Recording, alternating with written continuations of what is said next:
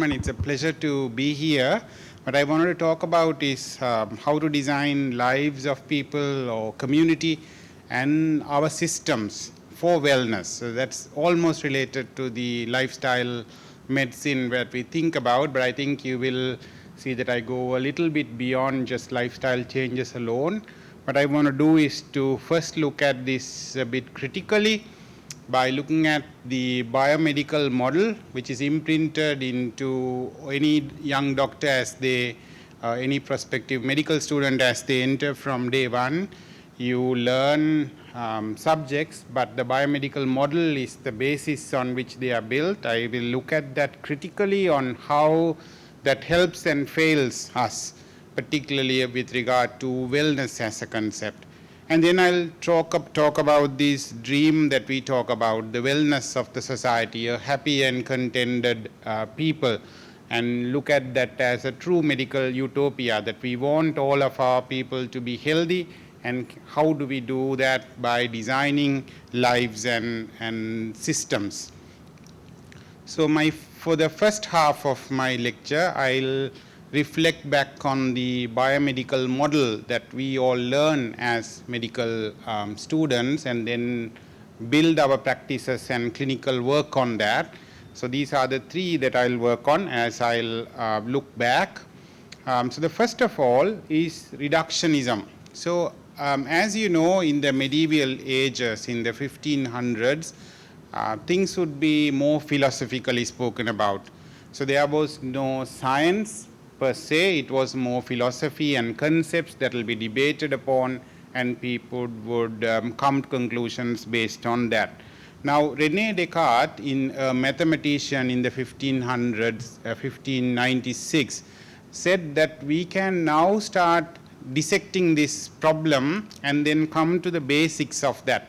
So we can, any complex argument, you can dissect it and look at it in a reductionist model. So reductionism is perhaps the most fundamental of our concepts, because if you look at human, we are made of tissues. We spoke about the brain, then we have the limbs, we have the bones, we have cells, and we have signals, we have hormones and nerves that control them. If things work right, that's the normal physiology. If things go wrong, if there is a breakdown or there is an illness or a cancer or an infection on it, then there is the illness. So reductionism actually is the fundamental basis of how we look at human body in its health and in the illness. Now, why do I want to look at it critically?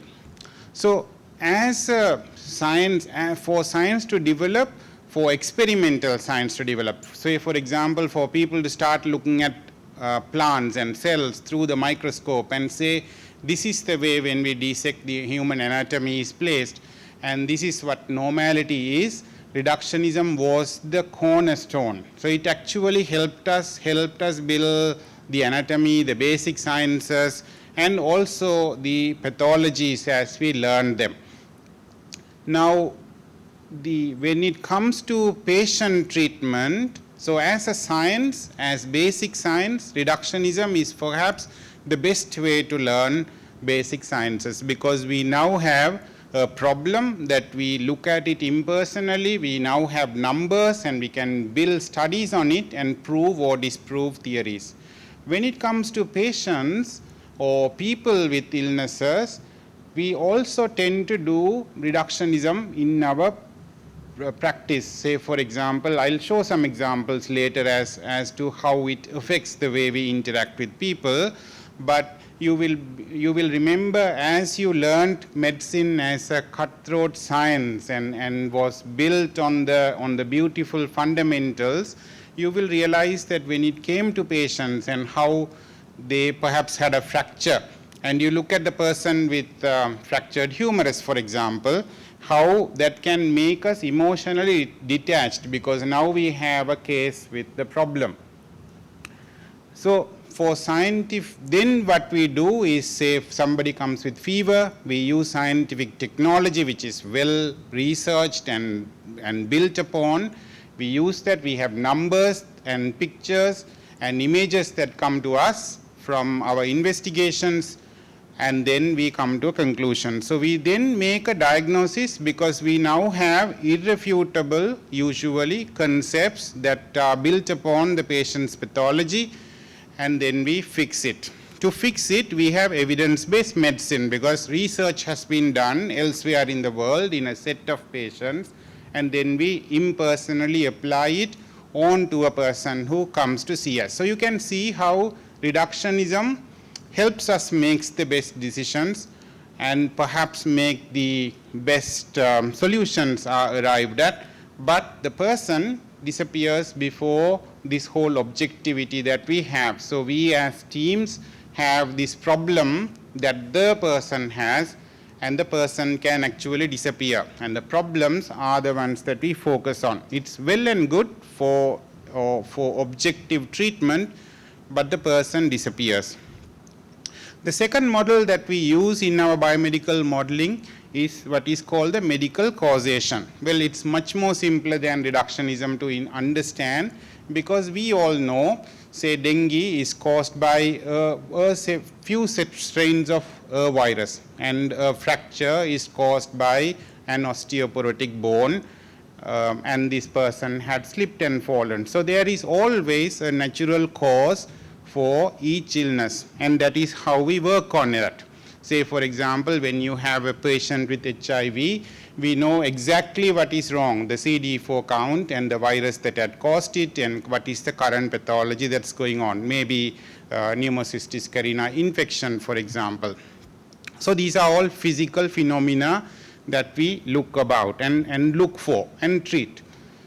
And these can always be quantified, because even in mental health, as you heard, you can say, yeah, this is the chemical that's wrong. So therefore, although we can't measure it and quantify it, we can use certain treatments for that. So medical causation helps us to look at the underlying cause, because we always know what is causing it. But what I want to ask is, do we really know what actually caused the illness? So the book this is not a medical book, but Sam Wilkin wrote this provocative book called How the Super-Rich Made Their Way to the Top. So his title is Wealth Secrets of the 1%, and he argues, as you can look at it in this pyramid model, half of the world's population have about 1.3% of the whole world's wealth, and the rest of the half have that, but the top 1% of the population have actually 45%, actually close to half of the wealth is with actually 1% of the population. So you also know, if you look at the population, the money keeps moving, because when a rural folk move to a urban setting and live in a poorly ventilated house and have lack of medical care and all that, he comes upon a society where he was not suited to. Now, when we talk about wellness and lifestyle medicine, we know that in rural communities, people are much better off, because they have this sub-economic bartering system. Say, for example, you grow brinjal, the other person grows rice, and the other person has coconut, so you give among each other. You don't need cash, but you have a cashless economy that is flourishing. And they are hardworking, they have physical exercise, all the things that we've been speaking about as secrets of well-being. And this population now comes to the urban because they want to now become rich. So they become the laborers or the hardworking lower rung, so that they make cars or produce bottled drinks or what you name it. The money keeps going up and up to the top 1%, as you can see. I don't want to tell a lot, but you can imagine how people from poorer or not so poor rural community come to cities where there is work, and then are laboring to make the top 1% rich. It happens even in our country. So why do I want to talk about causation of illness and then talk about this book? Because now you know that the simple medical causation, which I spoke about, actually fails when you talk about non-communicable diseases, because we say it's actually carbohydrate-rich food, or too much of oily food, or lack of exercise. But the real physical phenomena may be that, But what medicine doesn't see is this thing that goes on, this shift of people from healthy environments which are self-sustaining, and we are saying, look, go back to that lifestyle.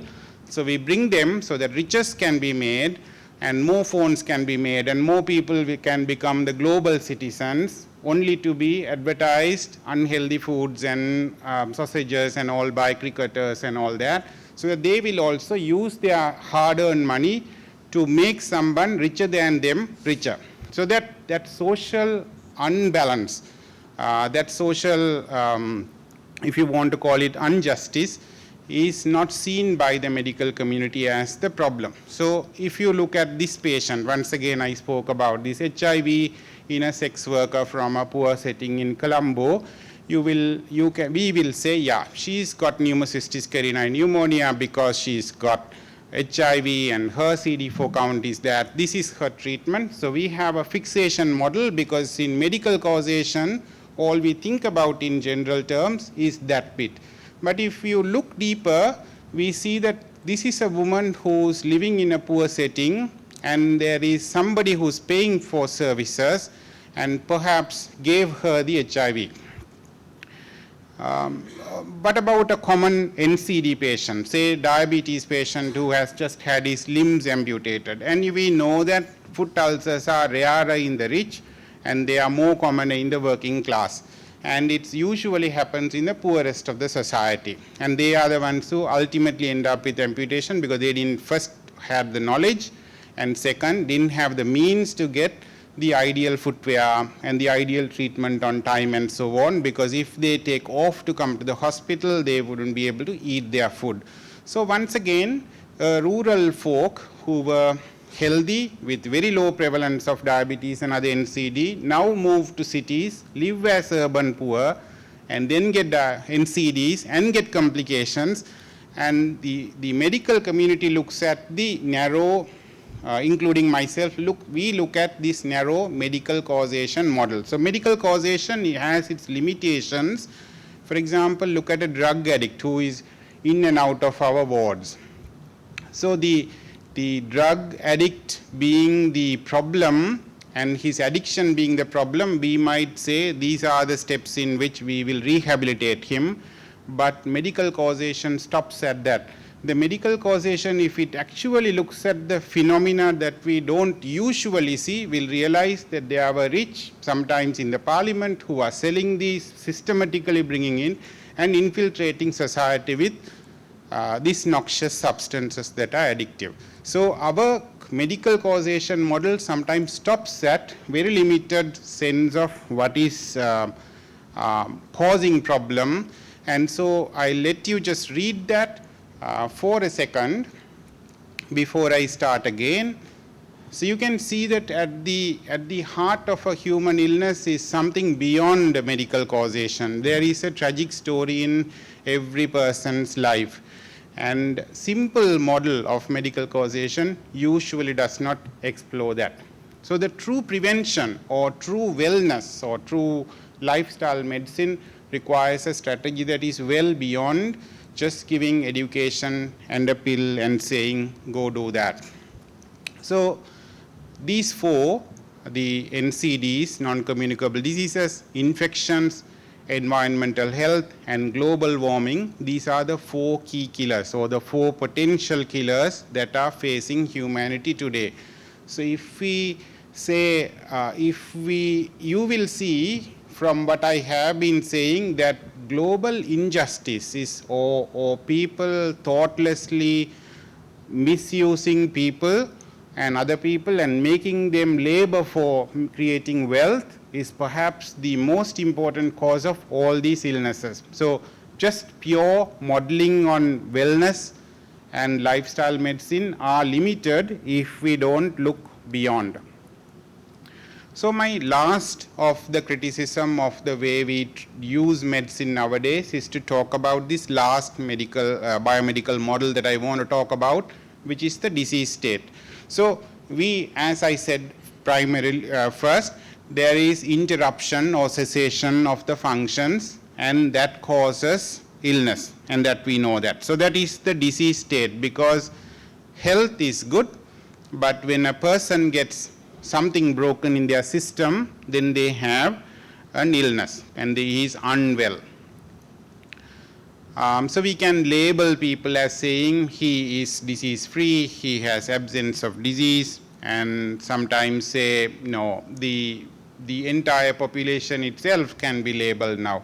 Whether you use a BMI, what about using a genetic test, for example? If you want to do genetic test of a person of risk factor genes for diabetes, say for example, or hypertension, now we can label people, even the entire population, based on medical testing as health and a state of disease, because he has not yet got the disease, but he's got the genes to get it.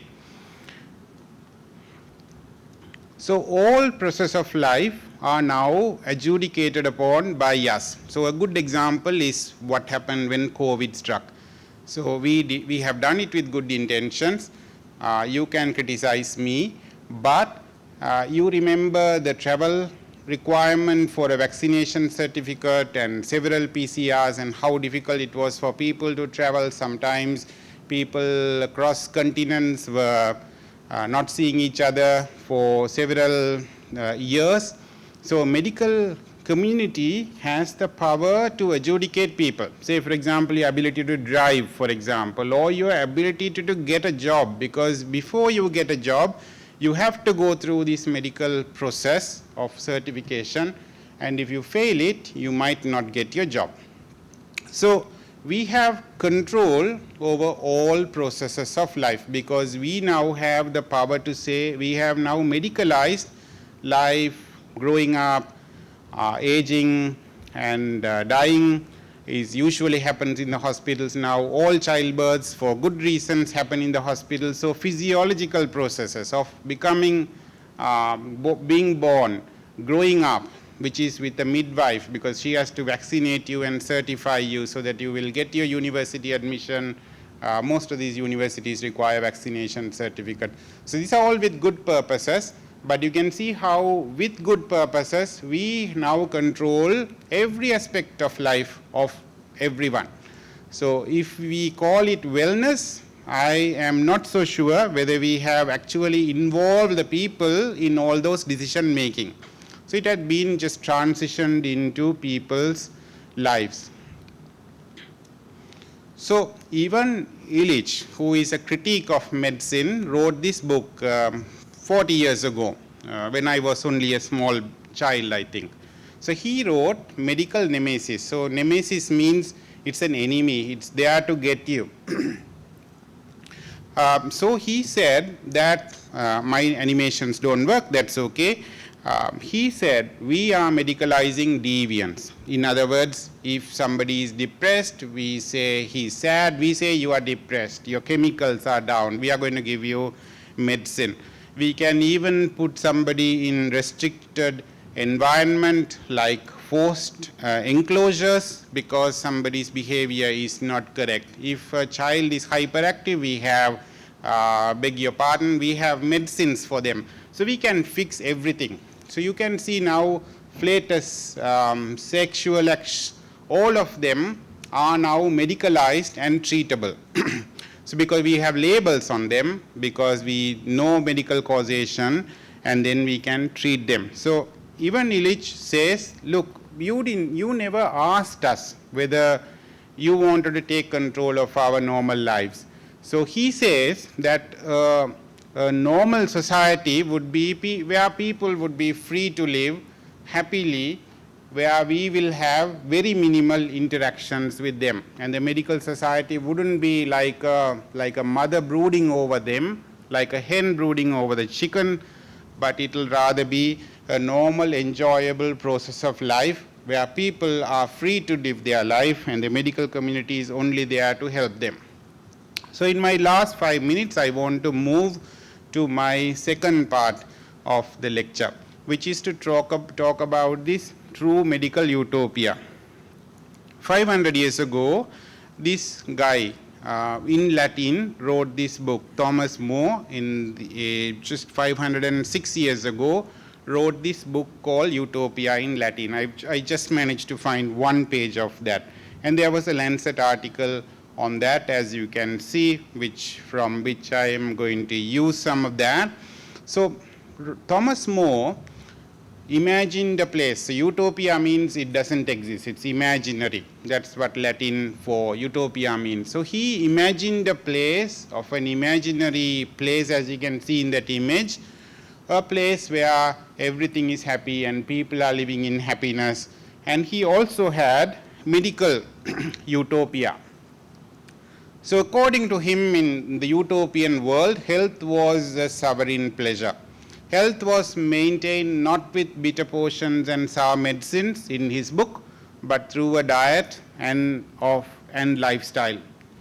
And good diet and provision of environment, of the environment being happy and perfect, was a social achievement and a responsibility. So the society strove towards this utopian dream of having a society that would be ideal.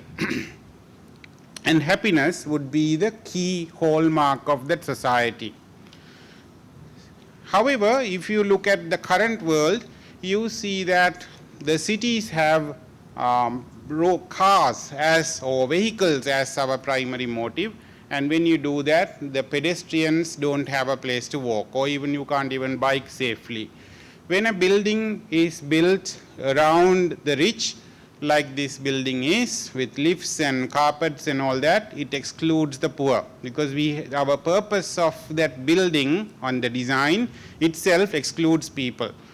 And when a hospital is built around specialists and our ability to work and our terrains, then it disempowers the patient.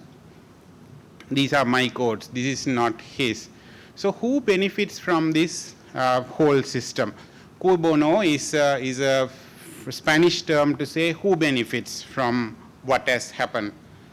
So who stands to benefit from modern medicine is something that we need to ask.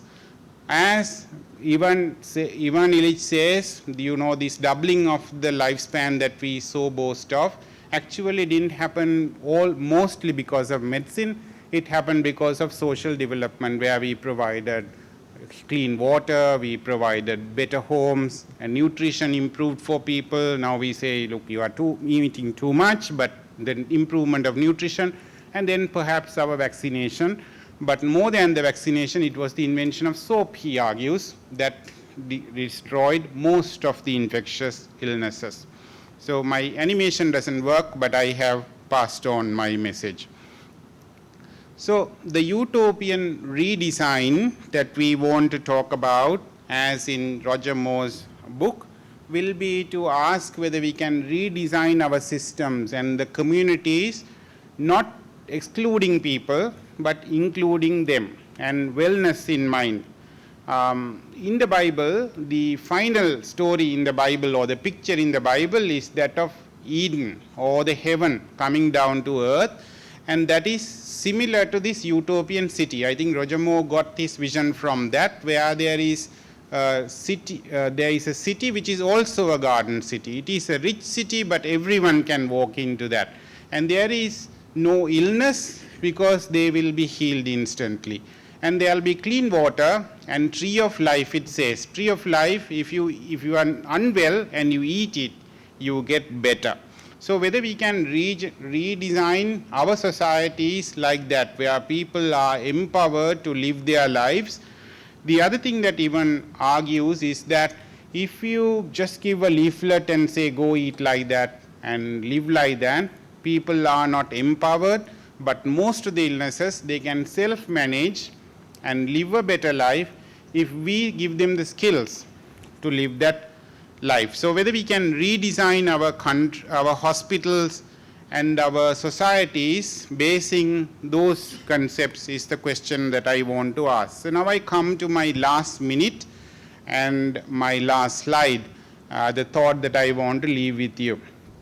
So you know that when we greet each other, we say Ayubo Veva, and in the Muslims say Assalamu Alaikum, and in Hebrew that word Assalamu Alaikum comes from the Hebrew word Shalom.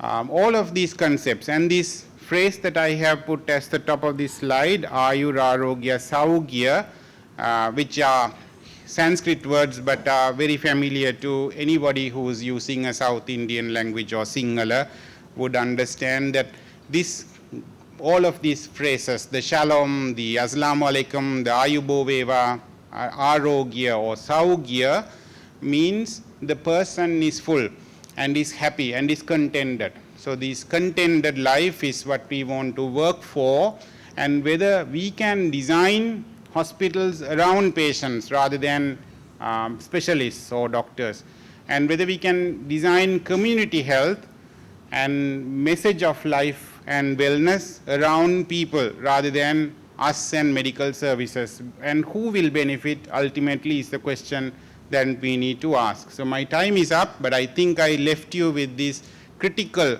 often you can blame me if I was too critical of the medical system as it stands from its biomedical model, where it is illness focused and not wellness focused, and how we can redesign this whole system, starting from the way our consultations work to the way our ward work and our hospital building design works, to include people in those designs and community health as something that will benefit people. So thank you for inviting me, and thank you for your listening.